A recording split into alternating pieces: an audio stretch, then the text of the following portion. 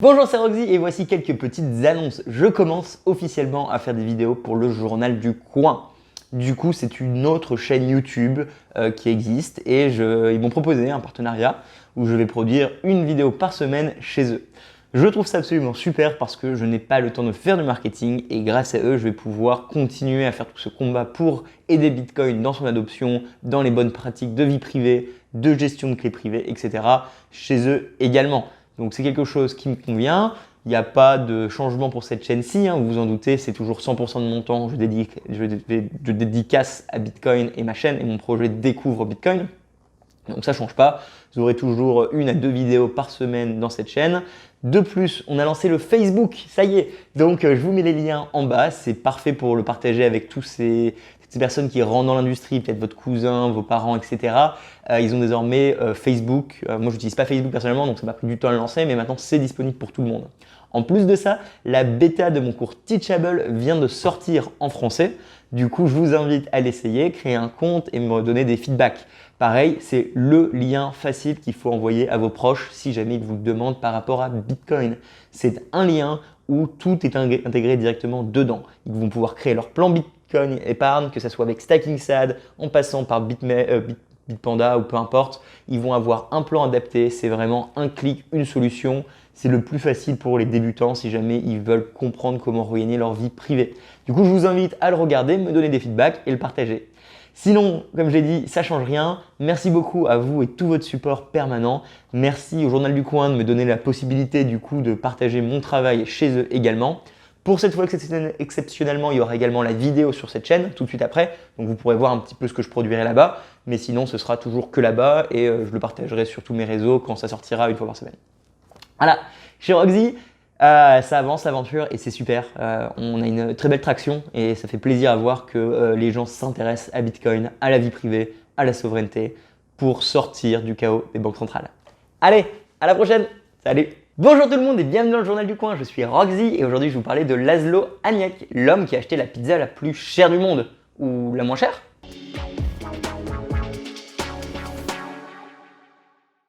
Petit cours d'histoire où on va revenir en arrière, mais bien en arrière, pour parler de 2010, l'époque où un block reward sur Bitcoin c'était encore 50 Bitcoins, il n'y avait aucun prix, on pouvait miner avec n'importe quel ordinateur et le portefeuille était le mineur. Et c'est dans ce contexte que vous connaissez tous l'histoire de PizzaDay, le jour où Laszlo, sur un chat de forum de Bitcoin Talk, il a proposé 10 000 Bitcoins pour qu'on lui fasse et qu'on lui envoie une pizza grand format avec des topics normales. Cette transaction, elle est historique parce que ça a été la première vraie transaction de Bitcoin qui a montré au monde entier qu'on pouvait l'utiliser pour autre chose que simplement s'amuser avec un petit logiciel obscur. C'est également une marque pour dire que oui, une monnaie qui a pour vocation d'être déflationnaire, c'est-à-dire il y en aura de moins en moins quand le temps passe, peut être dépensée pour quelque chose de court terme, qui est à savoir une pizza.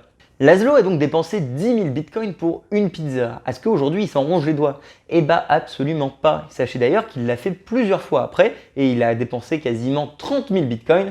30 millions d'euros. Mais 30 millions d'euros aujourd'hui, pas à l'époque. Et c'est là toute la complexité de découvrir le prix par rapport à Bitcoin. Il faut comprendre qu'à l'époque où Laszlo est en train de miner, c'était un autre univers.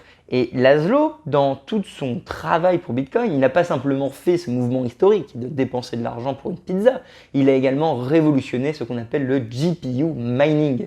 En effet, Laszlo n'était pas novice à Bitcoin, il avait très vite compris son potentiel, il a été passionné par ce protocole et il s'est mis à travailler dessus, l'optimiser, essayer et il a découvert, ou du moins inventé, le GPU mining.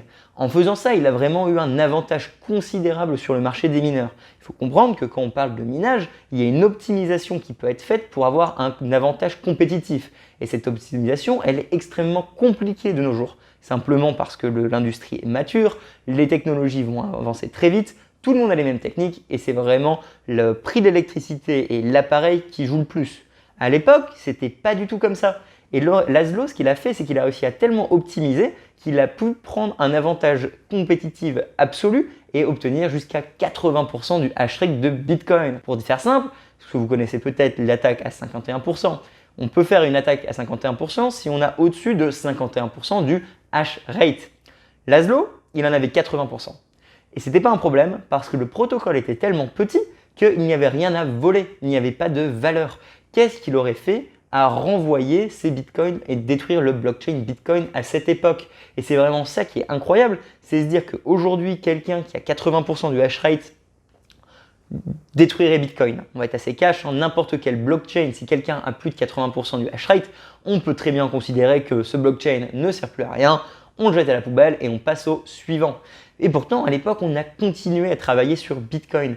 Pourquoi? Parce qu'il n'y avait pas de valeur. Il faut comprendre que la valeur de Bitcoin est complètement subjective à ce que l'offre et la demande met. Et à l'époque, personne n'acceptait ces Bitcoins. Et c'est bien pour ça qu'il les a dépensés pour des pizzas. Et aujourd'hui, il ne le regrette absolument pas. Il annonce lui-même d'ailleurs qu'il continue à acheter ses pizzas avec des Bitcoins et il en est bien content. Donc au-delà d'être déjà un pionnier de l'adoption de Bitcoin d'un point de vue produit et argent, c'est également un vrai révolutionnaire du minage. Si l'importance de la pizza vous intéresse, je vous invite à regarder l'article de Camilla JDL sur Citadel 21 volume 1, il ira en détail sur ce sujet. La morale de cette histoire, c'est que la découverte d'un prix est quelque chose de compliqué qui est en perpétuel mouvement. Rien n'est fixé dans le temps. Et si jamais Laszlo n'avait peut-être pas dépensé ses pizzas, si jamais il avait décidé d'attaquer le network quand il avait une majorité sur le hash rate, Bitcoin n'aurait pas de valeur et il n'aurait pas pu avoir sa pizza. C'est en acceptant de ne pas attaquer le réseau et en redistribuant ses connaissances à l'industrie qu'il a pu continuer à faire vivre Bitcoin qui aujourd'hui est quelque chose de primordial dans sa vie. Voilà, c'était une petite histoire sur un des pionniers de Bitcoin à l'époque. Je m'appelle Roxy. Merci beaucoup au Journal du Coin de me permettre de faire ces vidéos avec eux. Mettez-moi un like et posez-moi des questions si vous aimez bien ce que je fais. Je serai ravi de prendre vos thèmes pour des futures vidéos. En attendant, si vous voulez découvrir qu'est-ce que c'est Bitcoin, je vous invite à regarder ma chaîne Découvre Bitcoin ou prendre mon cours sur Teachable qui va tout vous apprendre de la base jusqu'à un plan d'héritage. Comme ça, pas d'arnaque. Allez, je vous retrouve pour la prochaine vidéo. Salut!